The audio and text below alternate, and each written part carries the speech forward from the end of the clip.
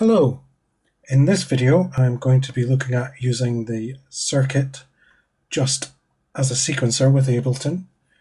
So all of the noises are going to be coming from Ableton and nothing at all from the circuit, so I've not connected any audio up. I've got the volume down, no headphones. For our purposes right now, we don't care what noises the circuit's going to be making. So let's fire up. And in Ableton, we'll go to the MIDI. There's the circuit. So on the track, I'd like to input the sync, but I can't get it to work at the moment. I might have to change a setting somewhere. I do want remote, because that means that the encoders will come through. And I want to output track data, and I'm going to send the clock as well.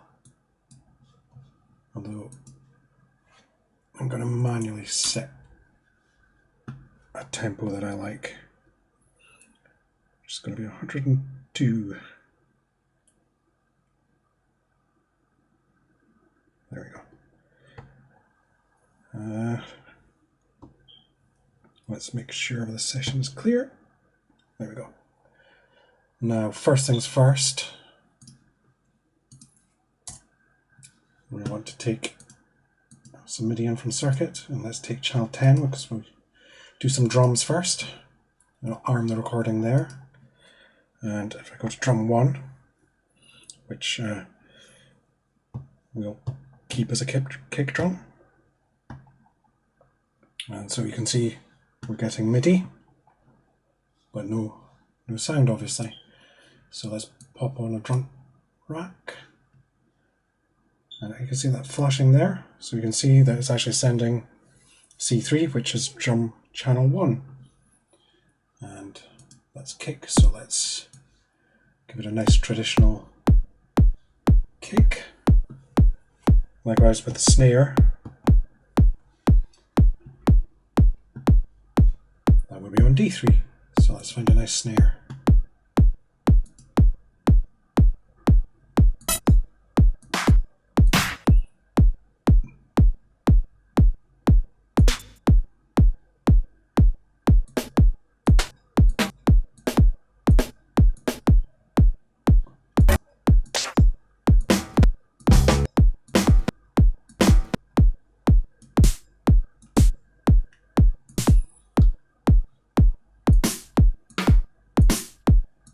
Let's have that one. Okay, kick, snare, hi-hat.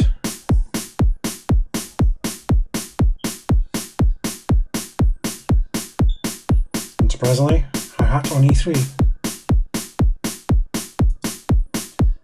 Closed. That'll do me.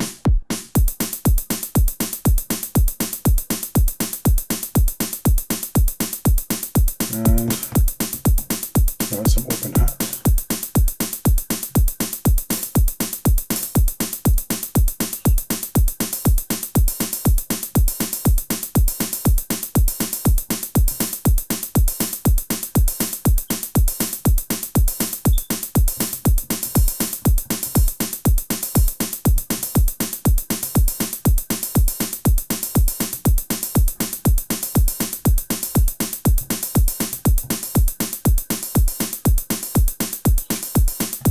For a start. Now, in the mixer, we can turn off the sending of the MIDI data by muting the channel, so we can solo our instruments.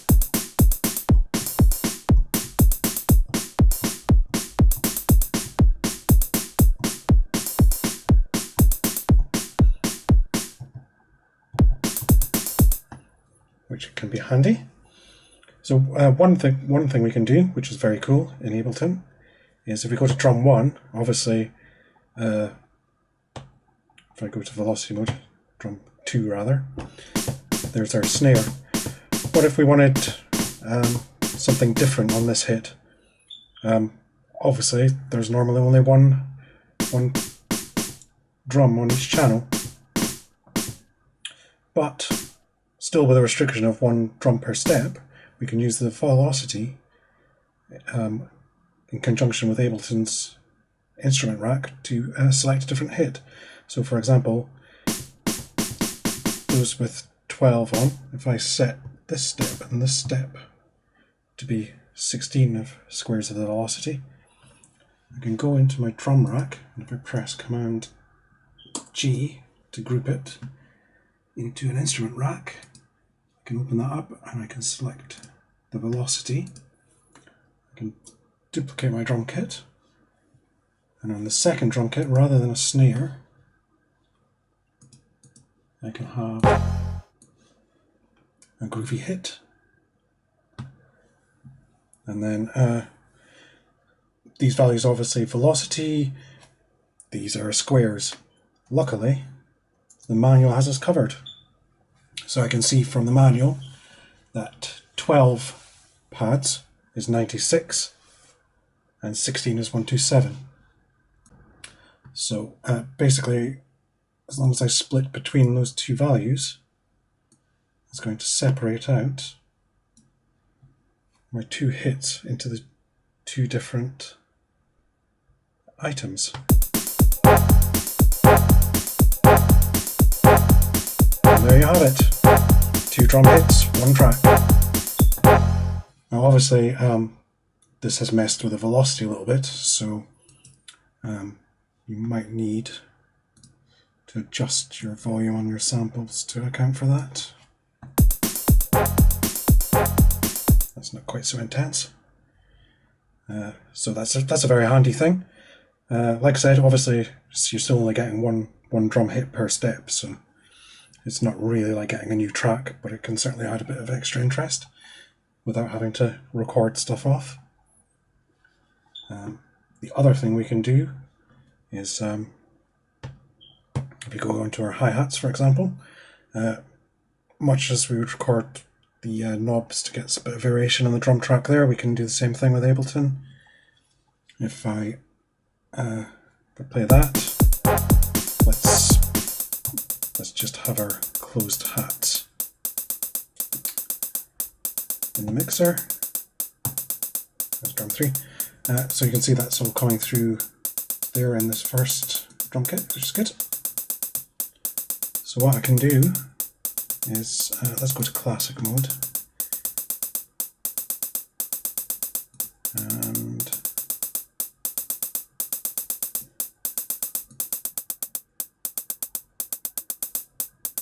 that would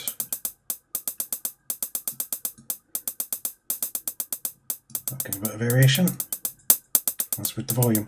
So let's Control M.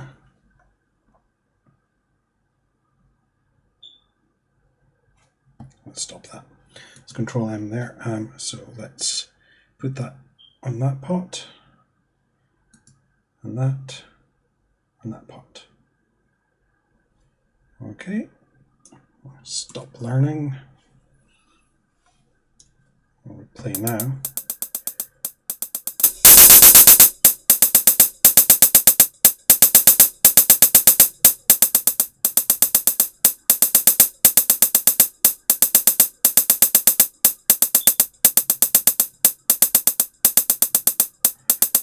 Press record. Is it working? Record. There you go.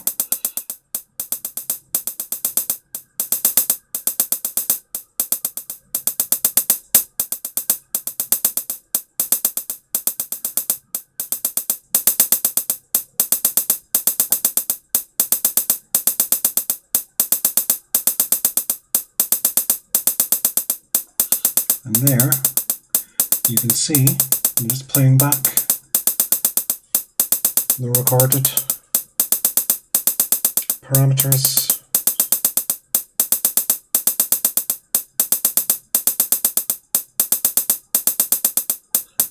I don't like it though. Let's make it really obvious.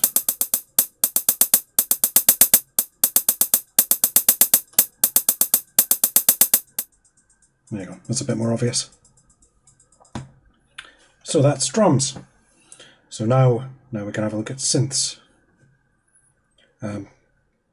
Unsurprisingly, this is actually a lot like doing the drums. So let's create a new instrument and arm that too. That's also going to come from the circuit. This time it's going to be channel 1 for synth 1. Those are the drums. Right, so what are we going to do with this? I don't know yet. Some chords, I guess. Let's have something on there. Okay, well, let's set some chords first. So patterns. There we go. Synth 1. Synth 1. Okay. And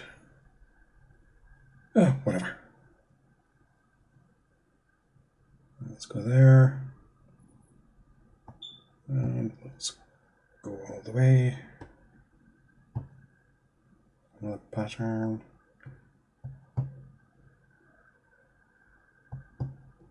Yeah, we'll make it a 4-bar. Okay. So let's go there. Let's make that a 7th.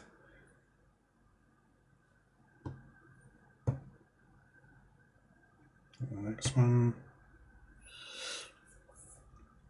Oh, I don't know.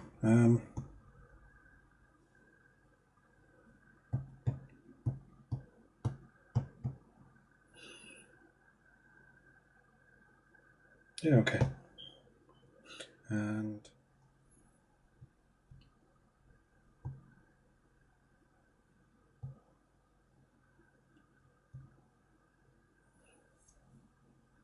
okay. There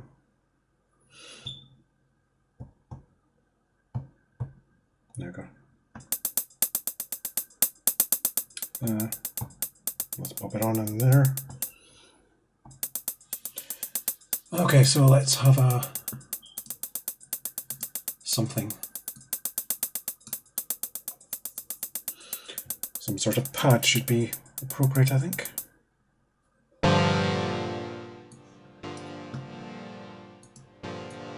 Okay. Pad.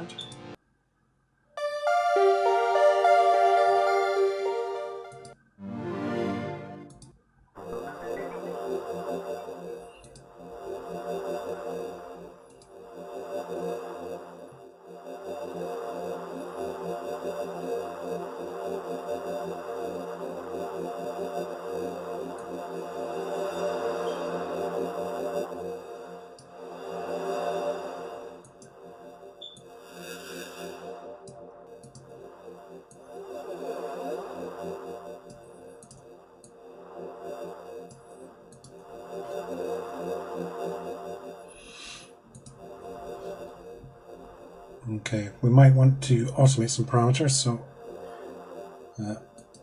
I'll use the feature to get these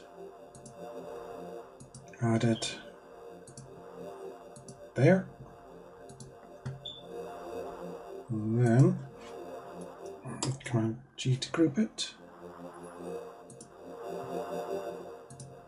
Should get me access to macros. I can map my macros.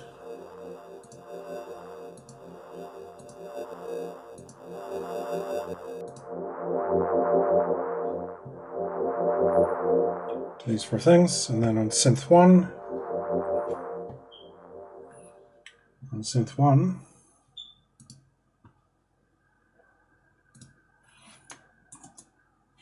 I can map my first 4 buttons up to these parameters.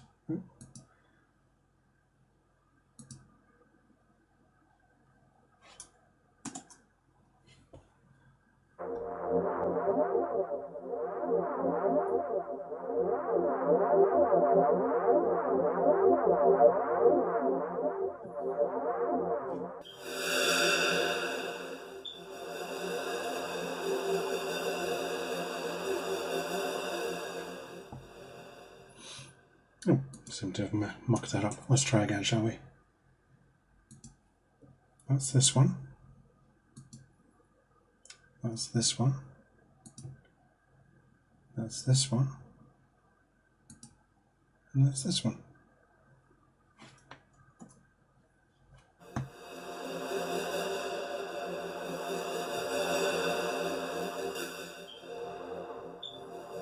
Cool. Right, let's record some variation for this.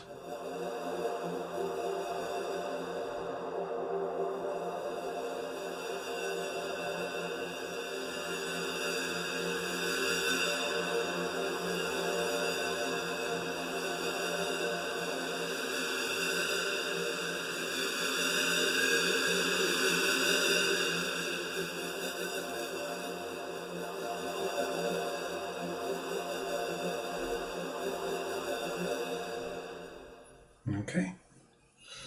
Now, of course, much like the drum, we can layer in a second instrument there, and this time we can use the key range on that. So if I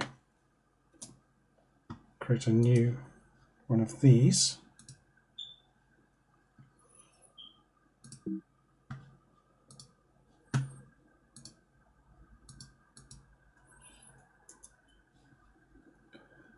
yep, that's fine.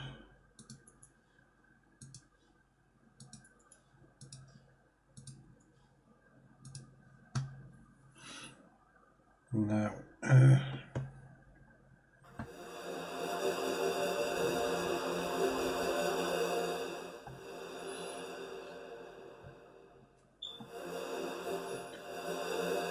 set the ranges. We'll take the next octave up for that one, and so let's find something a little bit different to play there. That's a bit better.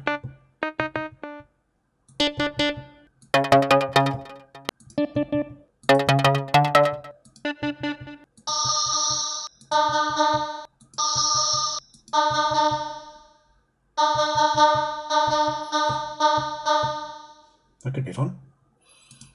Okay, so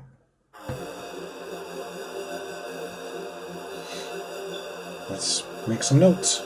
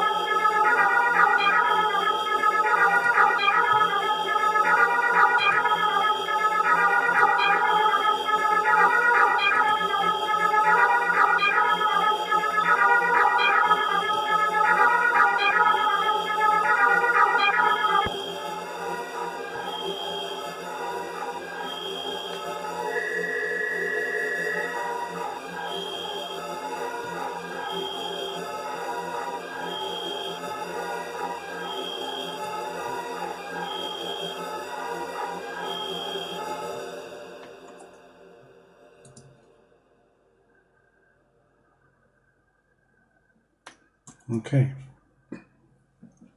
so I've mapped up this cutoff parameter, as you can see, which should, no, not being sent by that knob. I wonder why not.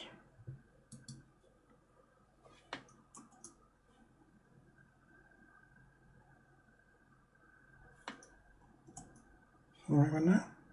Yeah, that's better. Right. Don't know what I keep doing wrong. Still, no matter. So now I've got that going. I'm just going to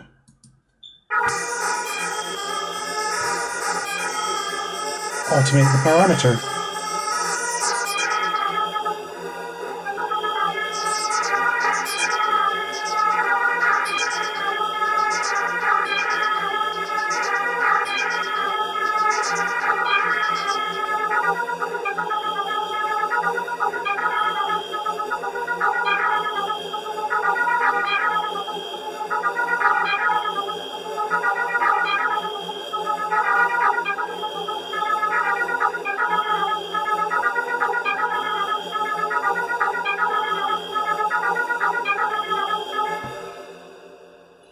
There, and that's how you do synths. I